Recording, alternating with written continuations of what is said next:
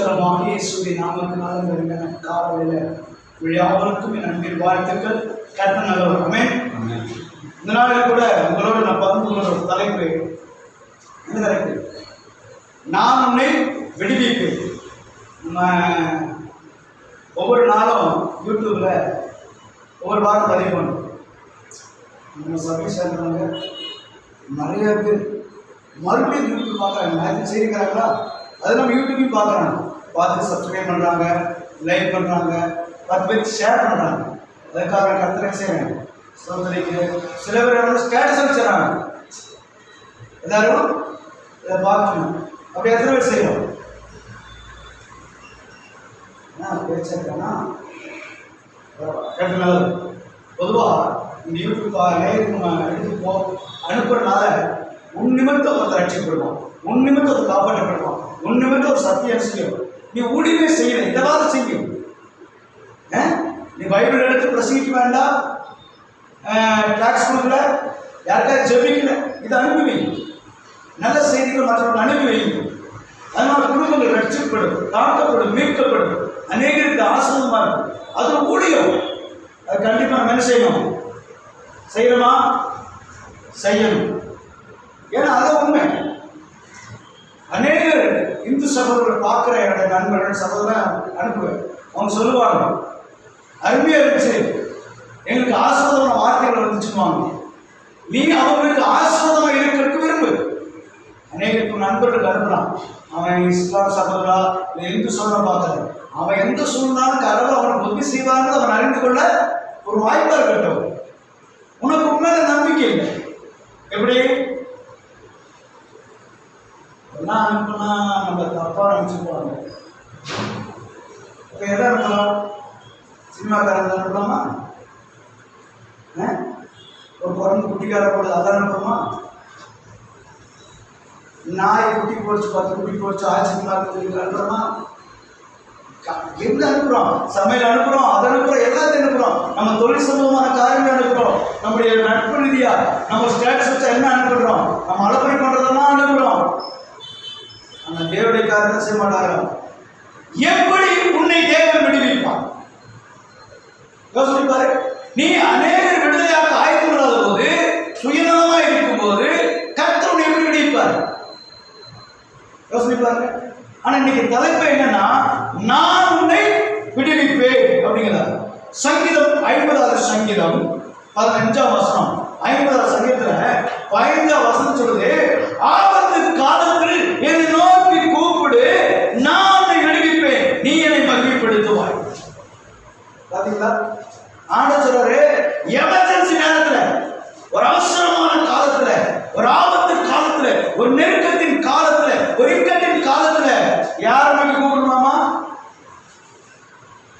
யார் நோக்கி கூப்பிடணும்? கர்த்தரை நோக்கி கூப்பிடணுமா? நம்ம யாரை கூப்பிடணும்? ஒரு கதை சொல்லுவாங்க, உலக பிரகாரமான காரியம். ஒரு 2 சாமி, அவங்க இதுல பொதுவா சொல்றேன். ஒருத்தன் வாழ்க்கை வெறுத்து செத்து போகலாம் அந்த நேரம் இருந்தான். நம்மளை காப்பாற்ற ஒரு தெய்வம் இல்லையா? ஏன்னா இத்தனை நாள் எல்லா தெய்வத்துக்கு கூட வழிபட்டமே, ஆயிரக்கணக்கான தெய்வம் இருக்கு, ஒரு தெய்வம் கூட விடுவிக்கலையே அப்படின்னு புலம்பிட்டு போகும்போது கணவன் மனைவியான தெய்வம் பேசிச்சார். இவரே அம்மானு கூப்பிட்டா நான் காப்பாத்துறேன், அப்பான்னு கூப்பிட்டா நீ தான் காப்பாற்றணும் அப்படின்னா. ஆனா குளிர போய் நின்ன சகோதரன் ஐயோடு குதிச்சான். என்னாச்சு? 2 பேருமே காப்பாற்ற. இந்த நிலைமை தான் இன்னைக்கு நம்மளோட வாழ்க்கை. அவன் காப்பாற்றுவான், இவன் காப்பாற்றுவான், காத்திருப்போம். அவன் சொல்லுவான், என்ன தவிர்த்து நான் பார்த்துக்கிறேன், என் நோக்கி கூப்பிட்டு என்னை நான் செய்ய உதவி செய்வேன். அவன் அங்கது அப்படியெல்லாம் பேசும்போது ஆண்டவர் சொல்றாரு, ஆபத்து காலத்தை என்ன நோக்கி கூப்பிடு. அவர் கேட்பார், நீ கிறிஸ்தவனா, இஸ்லாமியரா, நான் இந்துவான்னு கேட்க மாட்டார். எந்த ஒரு மனிதனாக இருந்தாலும், எந்த இனத்திலான எந்த மதத்தை சேர்ந்தவனா இருந்தாலும் அவரை நோக்கி கூப்பிடும்போது ஆபத்து காலத்துல அவர் என்ன சொல்றாரா? நான் அவனை காப்பாற்றுவேன், நான் அவனை விடுதலை ஆக்குவேன், அவனை மக்கள்படுத்துவான். யார் காப்பாற்ற போறானா என்ன செய்வான்? ஐயோ கடவுளை காப்பாற்றினார். நமக்கு ஒரு பிரச்சனை, ஒரு போராட்டம், ஒரு வேதனை வரும்போது பல விதத்துல போராடுறோம், பதில் கிடைக்கல. கொஞ்சம் திடீர் பிரச்சனை தீர்த்து வச்சிருவோம். கடவுளை போல வந்து காப்பாத்துனீங்க. கடவுளே வராது அவர் அனுப்பிச்சிருக்காரு. மனுஷனையோ உதவிகளோ ஆகையால கர்த்தர் நம்மை விடுவிக்கும்படியாக விரும்புகிறார். அவர் பேரே என்னமா? ரட்சகர். என்னவாமா? ரட்சகன் என்ன? மீட்பர் அர்த்தம். உலகத்துல எந்த நேரத்துக்கு இல்லாத பேரு மீட்பர். அவர் மீட்பர்னா காப்பாற்றுவர். ஆபத்து காலத்துக்கு கூப்பிட்ட உடனே எப்படி எவன அவசர போலீஸ் 100 அப்படின்னு சொன்ன உடனே நம்ம எமர்ஜென்சி நம்பர் வராங்க ஒரு வேகமா என்ன பிரச்சனை அப்படிங்கிற போல நமக்கு ஒரு 3 நம்பர் இருக்கு. என்ன நம்பர்? சிறுபடி 33 என்னை நோக்கி நீ கூப்பிடு. தூங்குறவனா எழுப்பிடு. என்ன செய்யணும்? தூங்குறவனா எழுப்பிடணும். முடிச்சிருக்கணும். ஆட்டியே கவுல இல்லைன்னு சொல்லணும். அவன் இங்கதான் இருப்பான். ஆனா எங்க போயிருப்பான்? வேதம் நமக்கு சொல்லுது ஆண்டவர் நம்மை விடுவிக்கிறவராக இருக்கிறபடினாலே, ஆண்டவர் நம்மை விடுவிக்கிறபடினாலே அவரை நோக்கி கூப்பிடணும். நம்ம பிரச்சனை வந்த உடனே மாம்ச முயற்சி அவனை சார்ந்துக்கிறோம், அவனை நம்புகிறோம். அவனுக்கு ஒரு பலம் இருக்குது. அந்த பலனுக்கு மேல வரும்போது சொன்னான் என் பலத்துக்கு மிகுதியான காரியம் என்னால முடியாது. ஆனா ஒன்னாவது இறைவன் வந்து என் பலத்துக்கு மிகுதியான காரியம் சொன்னது. இன்னொரு விஷயம் தெரியுங்களா? நம்ம தெய்வம் ஒரே ஒரு தெய்வம், இயேசு கிறிஸ்து ஒருத்தர் தான். பல தெய்வங்கள் அல்ல. ஏற்புக்கு ஆள் வைக்கிறவர் அல்ல. யாரும் எழுப்பியும் எதிர்பார்க்கும் அல்ல. அவரே ரட்சகர், அவரே பலியார். நான் தான் மீட்பேன், நான் தான் இவரை காப்பாற்றுறேன், நான் தான் இவரை விடுவிப்பேன். சிறுவில பலியார் நீ போய் இன்னைக்கு பலியாய் நீ போய் என்னை காப்பாற்றணும். ஒரு குழந்தை ஓடி விளையாட்டுக்கு ஒரு டிச்சுக்குள்ளையோ ஒரு வாகனம் வேகமா வருது அப்படின்னா அப்பா வேலைக்காரன் கூப்பிட்டு ஏவா போய் காப்பாத்து, வேலைக்காரி கூப்பிட்டு காப்பாத்து, இல்ல நண்பர் கூப்பிட்டு காப்பாத்து, மனைவி கூப்பிட்டு காப்பாத்து, பிள்ளை கூப்பிட்டு காப்பாத்து சொல்லுவாரா? என்ன செய்வாரு? ஒரு தகவல் சராசரி மனுஷன் ஒரு விபத்துல ஓடி போய் காப்பாற்றுறது யாரும் என்கரேஜ் செய்ய மாட்டான். காப்பாற்ற சொல்ல மாட்டான். ஓடி முடிஞ்சது தன்னை காப்பாற்று. தனக்கு எது வந்தாலும் சில இடம் பாருங்க. அன்றைக்கு நான் ஒரு காட்சியை பார்த்தேன். மேல ஒரு குழந்தை விழுது. அது ஓடி வந்து அதை பிடிக்கிறான். பிடிச்சது குழந்தைய எடுத்துட்டு அந்த உடம்போட வச்சு கீழே உருண்டு போறாங்க. குழந்தை கீழே வந்து கை வச்சுக்கிறான். அப்படின்னு அந்த குழந்தை சின்ன காயம் கூட இல்லை. இவன் உடம்புற காயம், ரத்தம் ஒழுகுது எல்லாம். அந்த குழந்தைய பார்க்கறாங்க. இவங்க வழியை சிரிக்கல, சிரிக்கிறவங்க சந்தோஷம். அந்த குழந்தைய காப்பாத்திட்டேன், அந்த குழந்தைய காப்பாத்திட்டேன். நம்முடைய ஆண்டவர் நீ பாவத்தில் இருக்கும்போது, நீ சாபத்தில் இருக்கும்போது, நீ கஷ்டத்தில் இருக்கும்போது, நீ நெருக்கத்தில் இருக்கும்போது, வேதனை இருக்கும்போது, நீ கண்ணீர் வச்சு அழுது வரும்போது ஓடி வந்து மார்பை அணைச்சு காப்பாற்றி அவர் அநேக காயங்களை ஏற்றுக்கொண்டார். காயத்து வழி அவருக்கு தெரியல. என் பிள்ளையை காப்பாத்துட்டேன் அப்படின்னு சந்தோஷப்படுற ஒரு தகவல் தான் நம்முடைய ஆண்டவர். சிலுவையில் அப்படித்தான் அவ்வளோ வலி, வேதனை, ஐயோ துடிக்க வேண்டிய வலி, உயிர் போகுது. அவருக்கு ஒரு சந்தோஷம். பிதாவே என் ஆவிய காரணமா நான் வந்தவர் முடிஞ்சது பினிஷ்ட். நம்மை ரட்சிக்கிறவர், நம்மளை மீட்கிறவர், எந்த பிரச்சனையும் காப்பாற்றுவார். நினைச்சுக்கிறோம் நான் பரிசுத்தர் தான் அவரை காப்பாற்றுவாரு. அவர் பாவிகளையும் ரட்சிப்பாரு. உதாரணம் நம்மளுடைய பார்வைக்கு ஒரு மனுஷன் அற்பமா இருக்கலாம். உதாரணம் நான் சொல்றேன், எனக்கு வந்து ஒரு சர்ச்சுக்கு வரல, அதனால கோபப்பட்டு நான் கடவுள் காப்பாற்ற மாட்டேன்னு சொல்லிடுங்க, கைவிட்டுருவாருங்க. அதுல யாதகமா இருக்கலாம், அவங்க மீதியா இருங்க. ஆர்டர் எல்லா சுமையா இருக்கிறது பாப்பாரு. என்ன சொல்லணும்? அது உண்மையான சூழ்நிலையா, மாம்ச சூழ்நிலையா, என்ன சிந்தனை வாக்கிக்காது. அவரை காப்பாற்றுவது மட்டும் குறிக்கோளா இருப்பார். அதனால அவர் பேரு ரட்சகர். அவர் மீட்பர். நமக்கு அவர் எப்படி இருக்கிறாரு? மீட்பராக. வேதம் சொல்லுது லூக்கா எழுதின சுவிசேஷத்துல 13ஆம் அதிகாரம் 11-13 வரை. லூக்கா எழுதின சுவிசேஷம் 13ஆம் அதிகாரம் 11-13 வரை.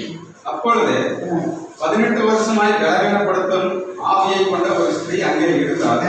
அவள் எவ்வளவும் நிமிரக்கூடாத குடியாக இருந்தால் இயேசு அவளை கண்டு நம்மிடத்தில் அழைத்து, ஸ்திரீயே, உன் பலவீனத்திலிருந்து விடுதலையாகப்பட்டார் என்று சொல்லி அவள் மேல் தமது கைகளை வைத்தார். உடனே அவள் நிமிர்ந்து தேவனை மகிமைப்படுத்தினாள். ஆமென். இங்க நான் சொல்லுங்க, அவள் எங்க இருந்தான்னு சொல்லி அந்த 10ஆம் வசனத்துல நீங்க வாசிச்சு பார்த்தீங்கன்னா, அவள் தேவனுடைய ஆலயத்தில் இருந்தாள். அவள் தேவாலயத்தில் உபதேசிக்கிறார். அவள் தேவனுடைய ஆலயத்துல உபதேசிக்கிறார். அவள் தேவனுடைய ஆலயத்துல உபதேசிக்கையில 18 வருஷமாக பலவீனப்படுத்த ஆவி கொண்ட ஒரு ஸ்திரீ அங்கிருந்தால் அவள் எவ்வளவும் நிமிரக்கூடாது கூடியான எவ்வளவு நிமிர முடியாது, இப்படி கூடியா இருக்கிறா. எங்கிருந்தா 18 வருஷமா கூடியா ஆலயம் இருந்தா. ஆலயம் சொகம் கொடுக்கல. நீ போற ஆலயம் சொகம் கொடுக்காது. என்ன ரொம்ப இருக்குது. இயேசு அந்த ஆலயத்துக்கு வந்த போது, இயேசு அந்த ஆலயத்தில் இருந்த போது அங்கு விடுதலை உண்டாச்சு. உன் வாழ்க்கையில இயேசு இல்லை, நான் விடுதலை இல்லை, நீ எந்த ஆலயத்துக்கு பண்ண போலாம்? அங்க இயேசு இருக்கிறாரா? அப்பதான் உனக்கு விடுதலை, அங்கதான் உனக்கு ரட்சிப்பு.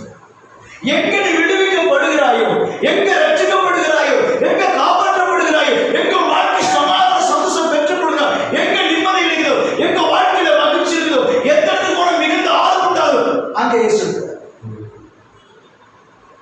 அங்கதான். ஏன்னா அவர் தான் ஜீவன், அவர் தான் சமாதானம், அவர் தான் ஆறுதல், அவர் தான் சந்தோஷம், அவர் தான் நிம்மதி. அவர் எங்க இருக்காரோ அதான் இருக்கும்.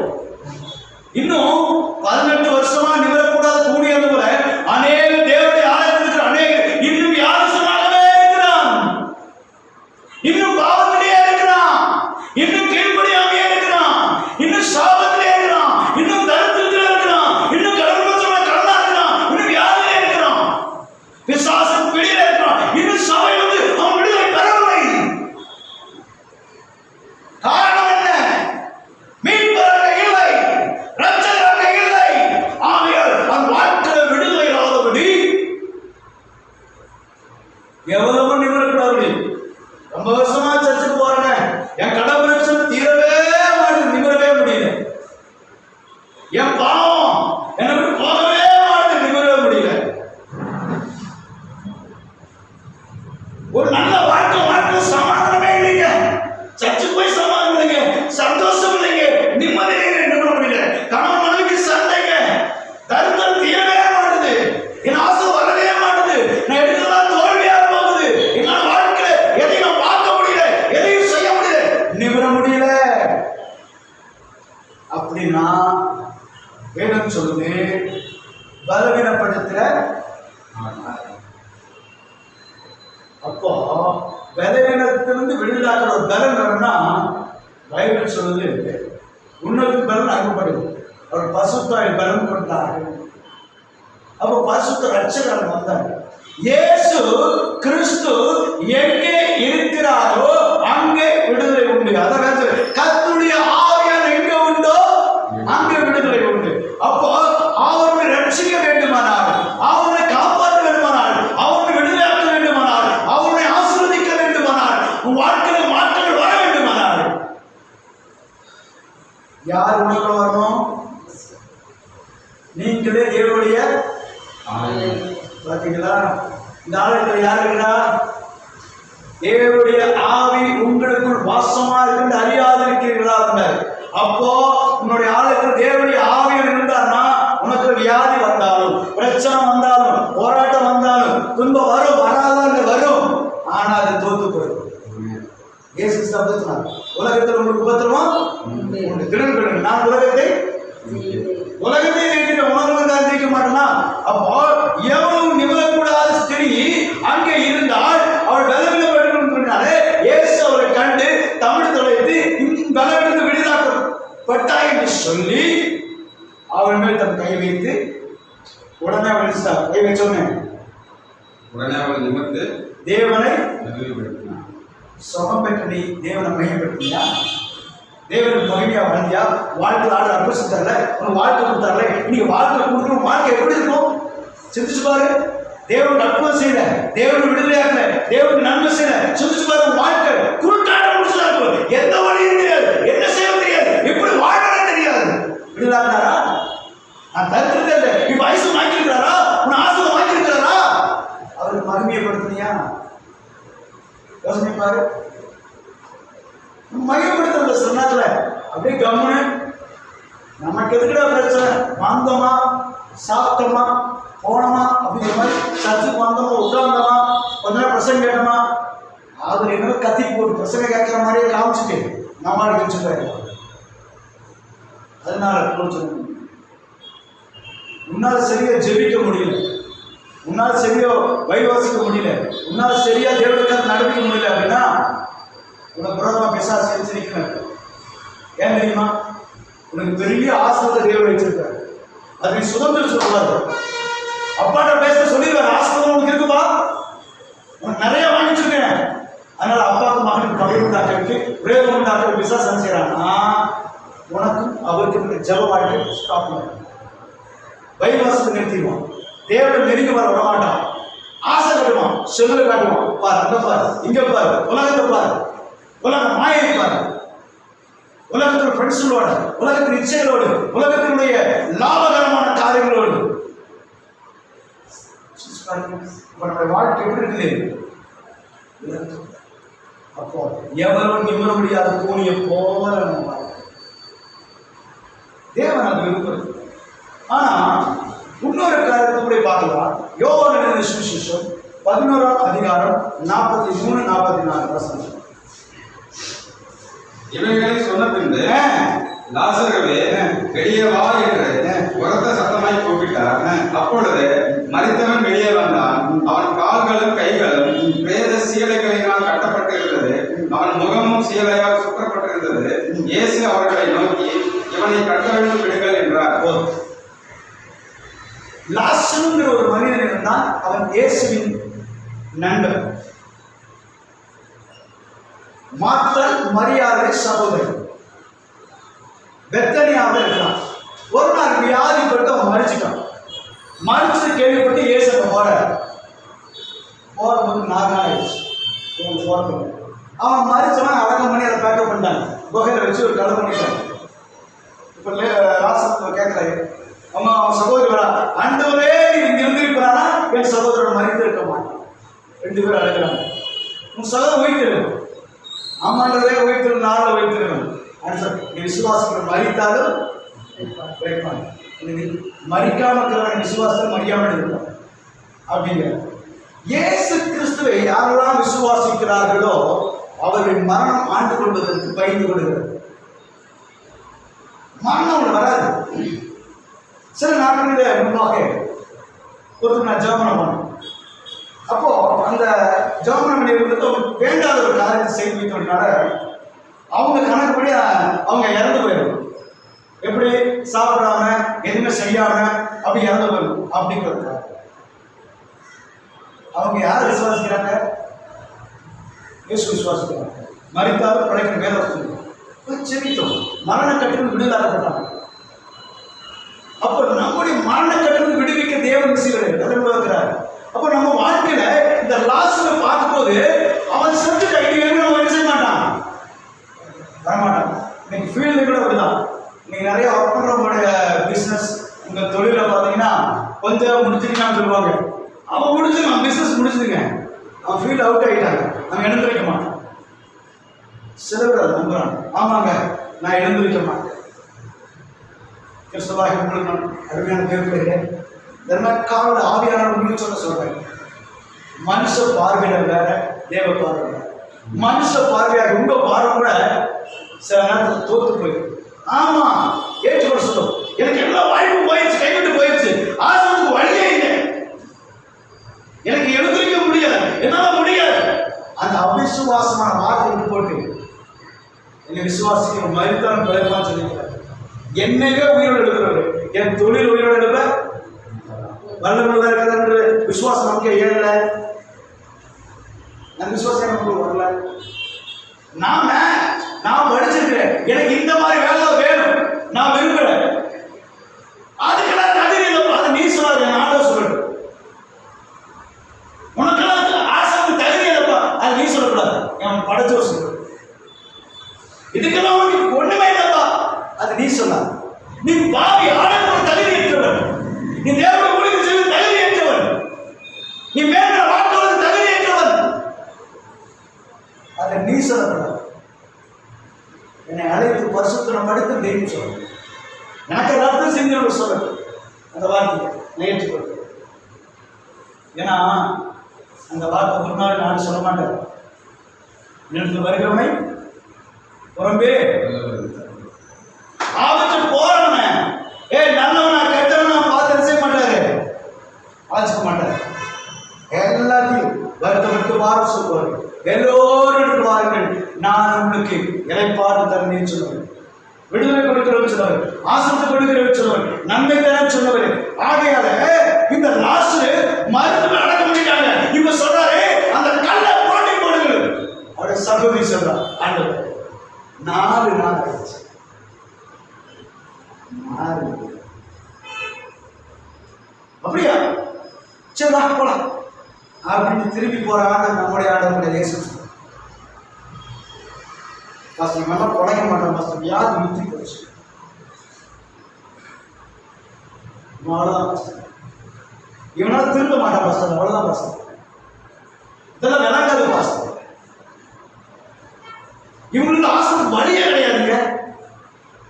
இதனுடைய பாருங்க, இந்த சிந்தனை ஏசு கிறிஸ்துவின் சிந்தனை. அதனால பவுல் சொல்றார், கிறிஸ்துவின் சிந்தனை உங்களுக்கு உண்டாய். நமக்கு யாரோட சிந்தனை இருக்கணும்? கிறிஸ்துவின் சிந்தனை இருந்துச்சுன்னா என்ன பண்ணுவோம்னா நம்ம எதற்கும் செய்ய மாட்டோம். சொல்லுங்க, கவலையே பட மாட்டோம்.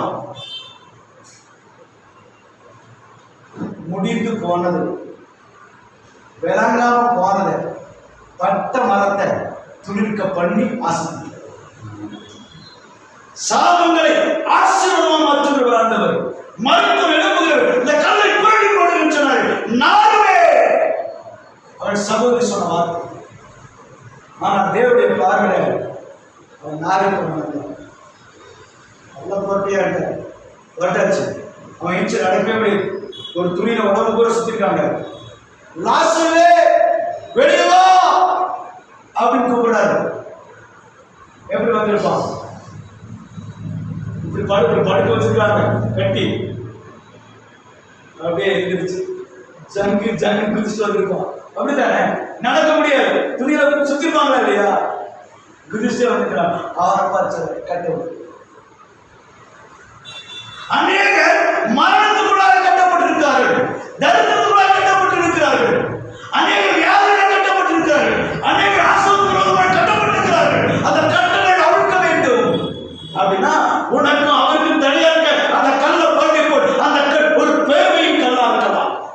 ஒரு நாசத்துக்கு தடை, ஒரு பெருமை, சுயநலம், மனுஷன் அவிசுவாசம்.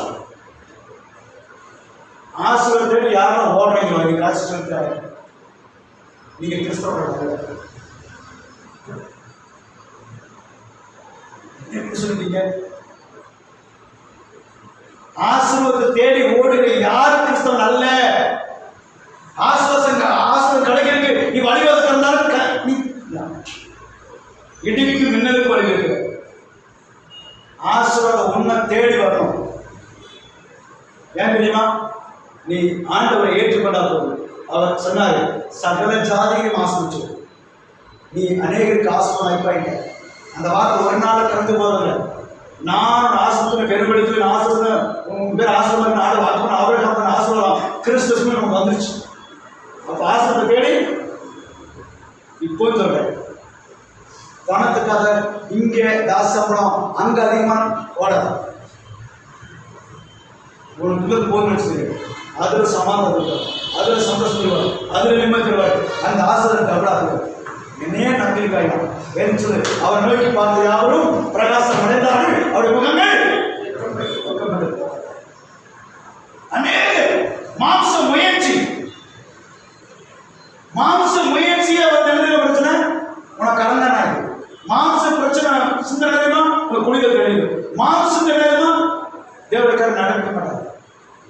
மாம்ச முயற்சி வீண் என்று வேதத்தில் எழுதுறது. மாம்ச முயற்சி வீண். ஆவிக்குரிய எல்லாத்தையும் ஆராய்ந்து அறிக்கிறார்.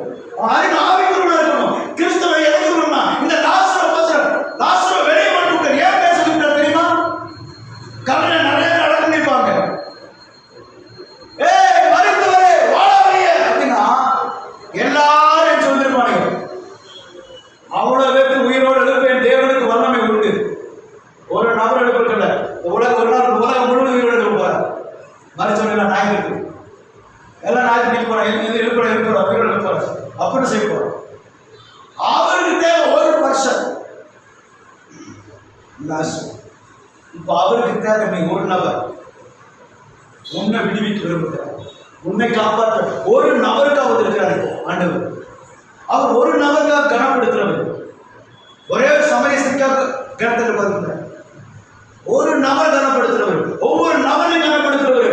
கூட்டம் சேர்ந்து கூட்டத்துக்காக வாழ்றவர் அல்ல, ஒவ்வொரு நபரையும் கனப்படுத்துறவர். ஒவ்வொரு பிள்ளைகளும் எப்படி தகப்பனுக்கு மேன்மையோ அதுபோல இயேசு கிறிஸ்துவுக்கும் நீங்கள் மேன்மையாளர்களே, கனத்துக்குரியவர்கள், மகிமைக்குரியவர்கள். அவரால் ஆசைப்படும் ஜனம் நீங்கள்.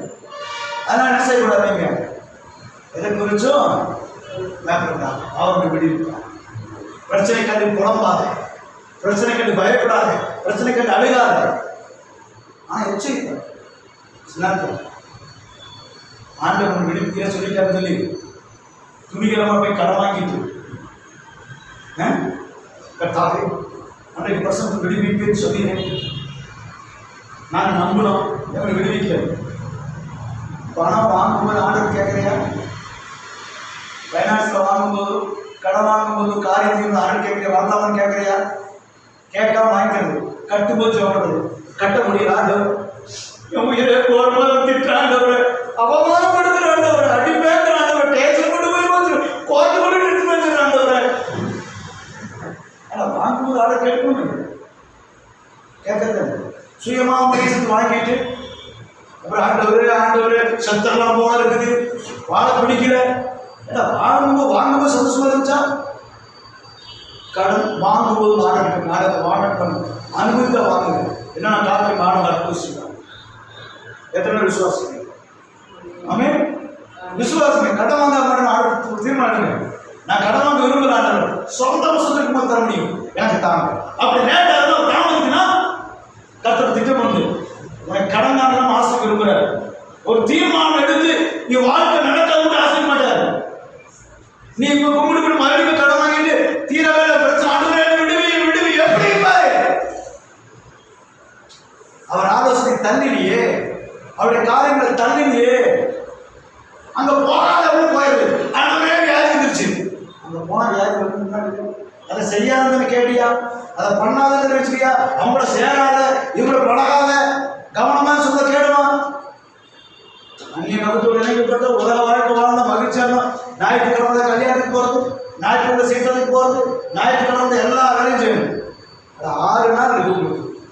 பர்சன்டேஷன் கேட்ட மாதிரி சுகமாக 6 நாள் இருக்கு. கேட்ட நான் அதிகமாக வைக்கிறேன், அது சுகமானே கேட்டேன். ஓய்வு நாளுக்கு இயேசு கிறிஸ்து என்ன ஆண்டவர். இப்போ நம்முடைய வாழ்க்கையில இந்த மாதிரி லாஸ்ட் வெளியே வந்து நிற்கிறான். உலக ஜனங்கள்லாம் பார்த்து சத்தம் உயிரோட வந்திருக்காங்க. 4 நாள் குழு பிடிக்க வேண்டிய நேரத்தில் என்ன செஞ்சான்? செகண்ட் மிஸ் ஆயிட்டாங்க. மிஸ்ஸா சொல்லுவோம், இவனுக்கு எப்படியாவது அடிச்சான்னு அந்த செகண்ட் ஆட விட்டாரு, தூக்கிட்டாராங்க. காரணம் தெரியுமா? சங்கீதம் 50 என்ன சொல்றது? ஆபத்து காலத்துல நீ யாருமே கூப்பிடணும்.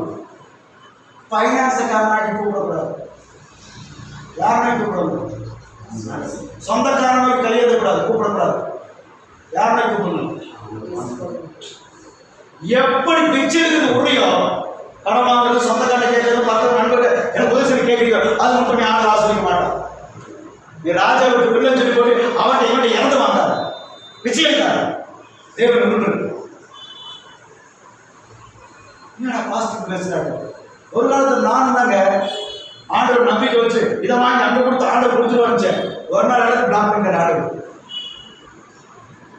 மரத்தின் வேர் மழை காலத்துல மழையை உறிந்து சேகரித்து வைத்துக் கொள்ளும். மற்ற காலங்களுக்கு நல்ல வருமானம் வரும்போது சேர்த்து வச்சுக்கணும். ஒரே நாள் கழிவுநீர் வாங்கி சாப்பிட்டு ஊர் சுத்தி தண்டசம் எல்லாம் அழைச்சு போட்டு அதெல்லாம் பிரச்சனை போகணும். ஏங்க ஏதாவது செய்யுங்க. நல்லா தெரிஞ்சு சம்பாதிக்கும் போது உனக்கு 2 காசு இருந்துச்சு. பைபிள் வந்து சேகரிக்கிறாரு போனிக்க, ஆனால் சேர்த்துக்கூடாது போனிக்க அப்படின்னு ஆலோசனை ஏற்படுத்த போய் கற்றுக்கொள்ளேன்னு சொன்னாரு. இன்னைக்கு இன்சூரன்ஸ் ஜீவன் பாலிசி வச்சுருப்பான் பார்த்தீங்களா? ஜீவன் பாலிசி என்னன்னா உயிருக்கு உத்தரவாதம். சிஸ்டம் இந்த பாலிசி அதனால ஜீவன் வச்சாங்க. பிரிமங்களுக்கு நித்திய ஜீவன் அறுபது பார்க்க பண்ணாருங்க. பிராமிஸ் நித்திய ஜீவன் வச்சிருக்கான், ஜீவன் வச்சிருக்கான். அவனுக்கு உச்சலை உலகமான சொல்லலாம். நம்மளை எப்படி இருக்கிறோம்? சக்தி அறியாம குழுவா இருக்காங்க. அப்போ நல்லா கவனிச்சுங்க. முதல் கவனிக்க நம்ம பார்த்தது சபைக்குள்ளேயே இருந்து விடுதலையாக சொன்ன இருக்குது. ஒண்ணு கல்லறைக்குள்ள இருக்குது, பிரச்சனைக்குள்ள இருக்குது. அச்சா அதை வெளியே வாங்குறாரு, உள்ள இருக்கிற தேவாலயத்தை விடுதலாக்கிட்டாரு, 2 விடுதலாக்கிட்டாரு. இப்போ இன்னொரு காரியம் பார்க்கலாம். மார்க் 10ஆம் அதிகாரம் 47-49 வரை.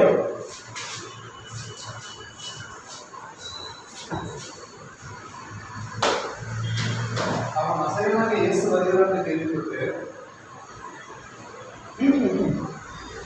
இயேசுவே தாவீதின் குமாரனே எனக்கு இரங்கும் என்று கூப்பிட்டு தொடங்கினான்.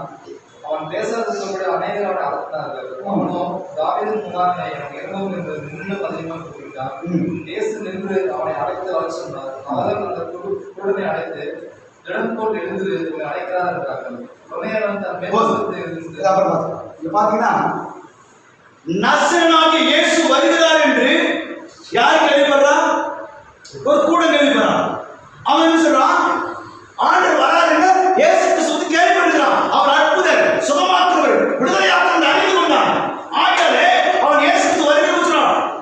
தாவீதின் குமாரனே எனக்கு இரங்கும் இரங்கும் என்று கூப்பிடுகிறான். அநேகர் என்ன சொன்னாங்க? என்ன சொன்னாங்க? அமைதியார ஏன் சத்தம் போட கூப்பிடுற? அவர் டிஸ்டர்ப் பண்ணல. இன்னைக்கு ஜெபிக்கும் போது அப்படிதான். ஹalleluya praise the lord. சத்தமா சொல்லு. ஜெபம் பண்ணா சத்தமா ஜெபம் பண்ணா விடமாட்டாங்க. இருக்கா இல்லையா? சில வீடு குடிப்பாங்க. அவன் வீட்டுல இருந்துட்டு அவன் வீட்டையும் சத்தமா ஜெபம் பண்ண முடியாது, வாடகை கட்டிக்கிறான். அப்படியே பட்டவன் சொன்ன இயேசுவின் நாமத்தினால சொந்த வீட்டுக்கு சத்தமா ஜெபிக்க விரும்புகிறான். உன்னுடைய நாமத்தை மயப்படுத்துவது எனக்கு சொந்த வீடு தான். யார் வீட்டு சத்தமா இருக்கணும்? யாரும் நீ சத்தமா ஜெபம் பண்ணி பாரு, வீட்டுக்காரர் காலி வச்சிருவோம். காலி வேணா கருத்து நினைச்சிருக்கோம். ஏன் தெரியுமா? அடுத்த வீட்டுக்கு சத்தமா பாட்டு நாங்கள் கிறிஸ்தவ கிட்ட ஜெபம் பண்ணுறோம். அவங்க எங்களுக்கு சொன்னாங்க, அதுவும் கிறிஸ்தவம் தான், நீங்க பாட்டு பாடி ஜெபம் பண்ணி சத்தம் பண்ணுறது டிஸ்டர்பாக இருக்கு, வேண்டாம். ஆனால் கிறிஸ்தவங்களே எப்படி சொல்கிறாங்கன்னு சொல்லி நாங்கள் வீட்டில் காலி பண்ணி போனோம். அந்த வீட்டில் போனோம். அந்த வீட்லேயும் கொஞ்ச நேரம் சமாளிச்சாங்க, உங்கள் சத்தமாக இருக்குன்னு சொன்னாங்க. இப்போ நாங்கள் இருக்க வீட்டில் நல்லா சத்தமாக பாடலாம், சத்தமாக ஆராதிக்கலாம், சத்தமாக ஜெபிக்கலாம் தரையில். புரியுதா உங்களுக்கு? நீ வேண்டிக் கொள்ளாமல் உனக்கு அற்புதம் அதிசயம் நடக்காத வாழ்க்கை திறக்கப்படாது. அப்போ இந்த குருடனுக்கு பாடம் தெரியணும். இவன் தாவீதின் குமாரனே இரங்கும் இரங்கும் கத்துறான். எல்லாரும் நாப்படுறாங்க, அமைதியா இருங்க. சரி, அவங்களே சொல்லிட்டாங்க, ஏன் அவங்க அமைதியா இருந்தாங்கன்னா பேசி பேசாம போயிருப்பாரு. அவன் முன்னிலும் அதிகமா கூப்பிட்டானா? கூப்பிட்டு என்ன ஆச்சு? ஏசு நின்று நீ ஜெபிக்க முடியலன்னு சொன்னா அதிகம் ஜெபிக்க ஆரம்பிச்சு விசாசம் ஆரம்பிச்சு. காமனா ஜெபிக்க ஒரு மணி ஜெபம் ஆரம்பிச்சு, 1.5 மணி ஜெபம் ஆரம்பிச்சு. பாட முடியல, எச்சா பாடு பாடு, 2 பாட்டு பாடு, பைபிள் வாசிப்பு 2 எச்சா வாசல், பைபிள் எச்சா வாசி பாரு, சத்தியம் சொல்ற சத்தியம் எச்சா சொல்லி பாரு. விரோதி தாழ்நிலைக்கு ஓடுவான். ஏசுன்னு சொல்லுவாங்க. அந்த அவன் அவசியம் கண் பாங்க இயேசு அழைத்து விடுவிக்க அந்த குரல் கேட்டார். முக்கிய வாசம் பாருங்க, நான் 50 வருஷம். உடனே அவன் தன் மேல் வஸ்திரத்தை எடுத்துவிட்டு எழுந்து இயேசுவினிடத்தில் வந்தார். இயேசு அவனை நோக்கி, நான் உனக்கு என்ன செய்ய வேண்டும் என்று இருக்கிறாய் என்றார். அதற்கு அந்த குருடன், ஆண்டவரே, நான் பார்வையடைய வேண்டும் என்றார். இயேசு அவனை நோக்கி, நீ போகலாம், உன் விசுவாசம் உன்னை ரட்சித்தது என்றார். உடனே அவன் பார்வை அடைந்து வழியிலே இயேசுவுக்கு பின் சென்றான். வாழ்க்கை அவன் கண்ணுல கண்ணுதான் கூப்பிட்டே பார்த்தான். இப்ப அவன் செஞ்சான் ஒரு மேல் வஸ்திரம் என்னன்னா ஏன் தெரியுமா? யூதர்கள் கூட இருக்கிறவங்களுக்கு ஒரு ட்ரெஸ் இருக்கு, ஒரு வஸ்திரம் போட்டிருப்பாங்க. அது கூட இருக்கிற வஸ்திரம் சகப்பு வஸ்திரம். ரோட்டை கிராஸ் பண்ணும்போது சகப்பு வஸ்திரம் தச்சுக்காக அவன் கூட நம்ம அவன் பாவம் கண்டிப்பாக நம்மளால ஒரு செக் லிஸ்ட் போவாங்க தெரியுங்களா? அந்த வெள்ளையும் சிறப்பமா இருக்கும். அந்த ஸ்டிக்கை பார்த்தோன்னா யாராவது கை பிடிச்சிட்டு போவாங்க, இல்லைன்னா வண்டி நிறுத்திடுவாங்க அவர் போகும். இப்போ அந்த வஸ்திரத்தை நினைச்சிட்டாங்க கட்டி தூரத்துக்கு வீசுவான். எதுக்காக? இனி அது அவனுக்கு அதான் விசுவாசம். அவனுக்கு தெரியும் இயேசு போன விடுதலாக்கிடுவாரு, பார்வை வந்துடுவாரு. எவ்வளோ பிரசவம் பண்ணாலும் நானா திருந்துவேன், நானா கேட்பேன், நீ என்னால கத்திப்பாரு. அப்படித்தான் இருக்கணும். எதுக்கு மேலே போகிறோம்? உலகத்துக்கு, பணத்துக்கு, தேவனுக்கு. விடிய விடிய சம்பாதிக்கணும். யார் பண்ணுவதற்கு? நம்ம சுயநலத்துக்கு. 2 நாள் உடம்பு சரியில்லை, 3 நாள் உடம்பு சரியில்லை. அப்போ என்ன பண்ணுவோம்? சம்பாதிச்சுட்டு டாக்டர் முடிச்சுட்டு தேவனுக்கும் இது தேவனுக்கும், ராயனுக்கும் இது ராயனுக்கும். தேவனுக்கு நேரத்தை தேவனுக்கு செலுத்துது. ஏன் நம்ம பணம் நேரம் கொடுக்க முடியல? ஞாயிற்றுக்கிழமை ஆசிரியத்தினால இறந்துறாங்க. தலையே போனாலும் இதை முடிச்சுதான் நான் வருவேன் சொல்லி பாருங்க. பிசினஸ் ஆசிரியர் உங்க நம்பிக்கை ஆசிரியர் அதை விட்டு எந்த பயிற்சி வாய்க்காமலே போயிடும். காலம் கருத்து கொடுக்க மாட்டார். ஞாயிற்றுக்கிழமை அவர் கூட போறீங்களா? வெளியே இருந்தா அவர் எங்க இருந்தார்? ஞாயிற்றுக்கிழமை ஆளுங்க இருந்தார்ல. அந்த கூட்டணியை சுகமாக்கினாரா இல்லையா? உன் வாழ்க்கையில் அற்புதம் செய்ய இங்கேயா? தெருவில் தெரியாது, உறவுகளுக்கு தெரியாது. உடன்படிக்கை பண்ண தேவனோட ஒரு வாக்கியத்தை ஏற்படுத்திக் கொள்ளு. இங்க வேணும் சொல்லுது. அந்த கூட்ட அழைக்குவாங்க. அவன் கூப்பிட்ட ஒன்றும் பண்ணாம சொன்னாரு, அந்த வசதி எனக்கு தேவையில்லை, இந்த தரித்திரம் எனக்கு தேவையில்லை, நாட்டு விழாக்கிட்ட இந்த பாடுகள் எனக்கு தேவையில்லை. அவனுக்கும் தேவனுக்கும் தரையா இருந்த வஸ்திரம். வஸ்திரம் தான் மானத்தை காப்பாற்ற மேன்மை, பெருமை. தேவனுக்கு மேன்மை பாராட்ட, பெருமை பாராட்டு வீசி தாழ்மைப்படுத்த ஆரம்பிக்கும். தேவனுக்கு காத்து, தேவனுக்கு நம்பிக்கை, தேவனுக்கு விசுவாசமா இருக்கு. அங்க போன ஆண்டு கேட்டேன், என்னப்பா நான் பார்வைய ஆண்டவரே அதோட சொல்லு போ, விசுவாசம் அவ்வளவுதானே. ஆண்டவரே கண்டு வந்துருச்சு, நேரம் போய் கொண்டாடி பார்ப்பேன், என் பிள்ளைய பார்ப்பேன், என் உறவை பார்ப்பேன், என் நண்பரை பார்ப்பேன். இப்ப புதுசா ஒரு படம் ரிலீஸ் ஆகிடும், அதை பார்ப்பேன். அவன் யார் நடப்பான்? நீ சுகமானதுக்கு யார் நம்ம போயிருக்க? உனக்கு ஜீவனை கொடுத்த ஆண்டதுனால யார்? கண்களை வெளிச்சம் கொடுத்தாலும் விடுதலை கொடுத்த யார் நீ போயிருக்கிற? உலகத்துக்குனாலயா? உன்னை ஆசை மேலும் வச்சுக்கிற யார் போயிருக்கிற? சம்பாதிக்கும் போது நல்லா சம்பாதிக்க, நல்லா செலவு பண்ணுங்க, நல்லா வாழுங்க. தேவன் விரும்புகிறார். தேவன் நீ சம்பாதிக்க கூடாது கூட சொல்லவே இல்லை. சொல்றது தேவனுக்கு கூட ஆசை தெரியுமா? என் பிள்ளைகள் தேசத்தில் சுகித்து இருக்கு, நல்லா வாழ்ந்துக்கணும். அதனால சொல்றாரு, அவர் தேசத்தில் நன்மையை புசிப்பார். தேசத்தில் நன்மை என்ன யார் புசிக்கணும்? நீ கேட்கணும், ஆண்டவரே தேசம் சிருஷ்டிக்கப்படுது, இந்த தேசத்துக்கு என்ன ஆசை நான் சுதந்திரிக்கணும், உங்க நாமத்தினால நான் சுதந்திரிக்க முடியாது, என்னை கத்திரிக்க கட்டு விடுவிக்க கேளு. மாசம் சுதந்திரிக்க முடியாது, கட்டப்படுகிற நீ விடுவிக்கப்பட வேண்டும். மாசம் மிகுதியாக்கு உன்னை ஆசீர்வதித்த தேவன் உண்டாக்கி படைச்சார். நீ ஆசை கலைந்து தீர்வதில்லை, ஆசை உன்னை தேடி வரும். ஆசை நீ சுதந்திரிக்கா 2 கையும் கட்டி வச்சுட்டு அள்ளிக்கோ அள்ளிக்கோ அள்ளிக்கோ அப்படின்னா உதவ முடியுமா? அப்புறம் என்ன செய்யணும்? கட்டு. அதனால தான் சொல்றேன், என்ன கூப்பிடா, ஆண்டவரே இந்த வேலை நான் சுதந்திரிக்க முடியும், ஆண்டவரே கட்ட வச்சுருந்தாலும் கேள்வி. விசுவாசம் கட்டி வச்சிருக்கேன், ஆனால் நிறைய கிடைக்க மாட்டேன். அந்த ஆசனம் கிடைக்க மாட்டேது. அது நீ சோதரிக்க மாட்டீங்க. ஆண்டவரே அந்த ஆசனை நான் சுதந்திரிச்சுக்கிறேன் கட்டவுக்கு ஆபத்து காலத்தை நினைக்கி அப்படி நான் அதை விட்டு போட்டு ஆண்டவரே எடுத்துட்டு போற ஆண்டவரே அவன் நல்லா இருக்க ஆண்டவரே. ஏய் உன்னை எடுத்துக்கோ நான் சொன்னேன். கையை கட்டவுக்கு கேடு. அந்த கூடங்களை கேட்க என்ன கேட்டாரு? நான் உனக்கு அவன் குருட அவர் தெரியாதா? அவன் பார்வை அடையத்த வந்துட்டான் தெரியுமா இல்லையா? பேசாமல் சுகமாய் கண்ணு வர சொல்லிருந்தாங்கல்ல, ஏன் அவனை கேட்டாரு? உன் வாய் உன் பிறப்பை கேட்க விரும்புகிற அதான் விசுவாசம். எனக்கு தான் எனக்கு அதை தாங்க கேளு. ஏன் நீ வந்து தகப்பட கேட்கிற என்ன வேணா கேட்கலாம். புரியுதா உனக்கு? இன்னைக்கு சொன்னதுக்கு அப்புறம் பார்த்தீங்கன்னா இந்த வீடியோ பார்த்தோம்னா பார்த்து சொல்லிட்டாரு எதுவான கேட்க ஃப்ளைட்டு கப்பெல்லாம் கேட்பாங்க. நானும் தந்துடுவேன். ரசிப்பு கேட்கறதுக்கு மேலே போயிடறாங்க. இதெல்லாம் அனுப்பிச்சுட்டு மேலே போயிடுவாங்க. ஐசம் இல்லைன்னா எதை நித்திய ஜீவனை சுதந்திரிக்கணும். முதல்ல கேட்கணும், நித்திய ஜீவனுக்குரிய காரியங்களுக்கு உண்டாயிரு சோதித்து பார்க்கணும். நான் நித்திய ஜீவனை சுதந்திரித்தா நித்திய காலம் வாழக்கூடிய ஆசனத்தை தருவாரா இல்லையா? உன் எதிர்காலம் இப்ப 100 வயசு வாழ்வேன்னா தேவன் 100 வயசு வாழ்வதற்குரிய ஆசனத்தை முதல்ல ஏற்படுத்தி வச்சிருக்காரு. அதை சுதந்திரிக்க வழிவகுத்திருப்பாரு. அது சுதந்திரிப்பதை கூட விடுவிக்க விரும்புறாரு. அதை பற்றி அறுவடைக்கு ஓடுறது, அங்க ஓடுறது, இங்க ஓடுறது, திக்கற்றவனை போல ஓடி ஓடி கடைசியில எவ்வளவு முயற்சி இருக்கிற சில கிடைக்கிறார். சரி, யாரை விடுவிப்பார்? அது தெரியும் இல்ல, எல்லாத்தையும் விடுச்சுருவாரா அப்படின்னா 91 சங்கீதத்துல 14 வசனம் சொல்லுது, அவன் என்னிடத்தில் வாஞ்சியா இருக்க அப்படின்னாலே அவருக்கு என்ன இருக்கணுமா? அப்படின்னு என்ன அர்த்தம்? வாஞ்சினா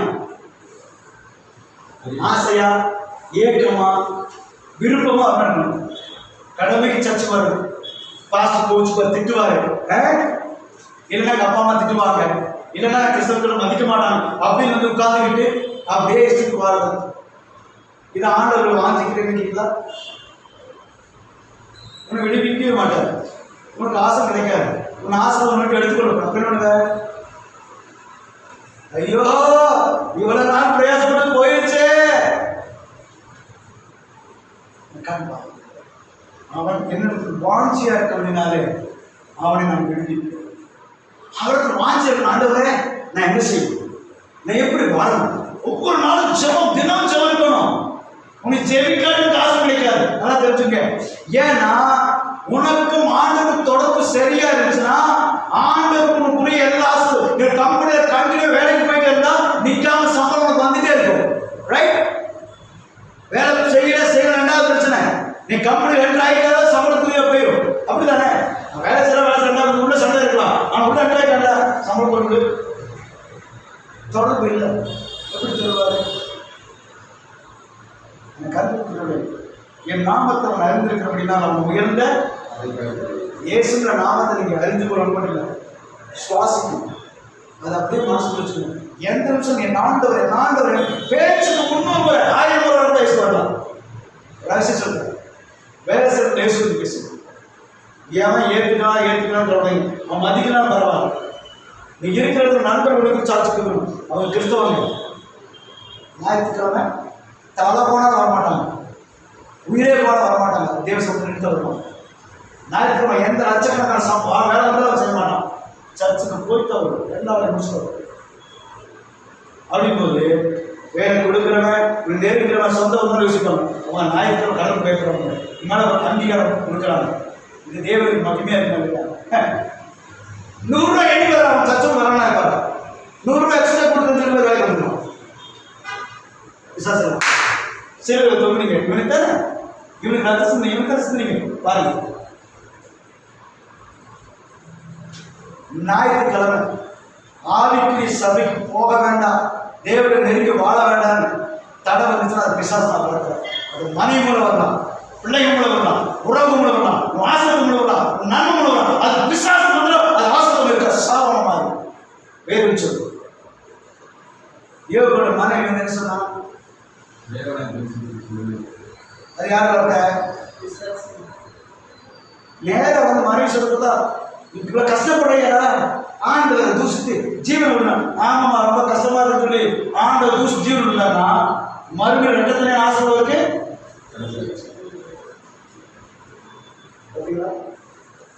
அப்படியா? நாசத்துக்கு தடை யாரு? எதிர்கால நாசம் தடை யாரு? உன்னோட உறவுகளா இருக்கலாம், உன் நண்பர்களா இருக்கலாம், உன்னோட வேலையா இருக்கலாம், உன்னுடைய தேவைகளா இருக்கலாம். யாரு கடன் கொடுக்குறியோ அவர் நம்ம என்ன செய்யறாங்க? ஆண்டு கொள்கிறார். கர்த்தரை ஆண்டு கொள்ளும்போதுதான் அவர்கள் விடுவிக்க முடியும். அவர் விடுதலை எங்க இருக்குது?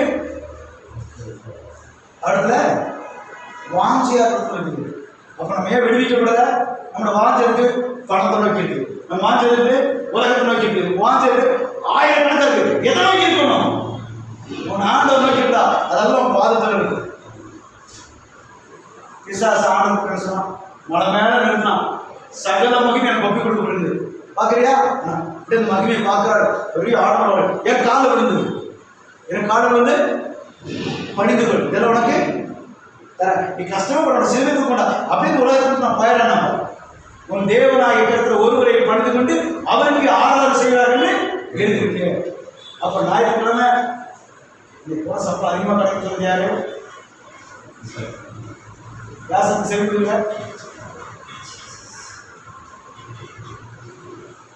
ஆளுக்கு போனோம் கல்யாணம் போக சொல்லி யாரு? நல்ல காரியம் கெட்ட காரியத்துக்கு கூப்பிடுறது யாரு? நான் ஏன் பாஸ்டர் போகணும் அப்படின்னா உன் தேவனாக ஒருவர் பணிந்து கொள்ளாம பணிந்து கொள்ள வேண்டிய நேரத்துல உலகத்தை நிச்சயம் பாக்குறியா? அப்ப நீ யாரோட பண்ணு? தேவனுடைய பிசாசம். நீ அப்ப யாரை பணிந்து கொள்கிற? உன் ஆண்டவரையா பிசாசம்?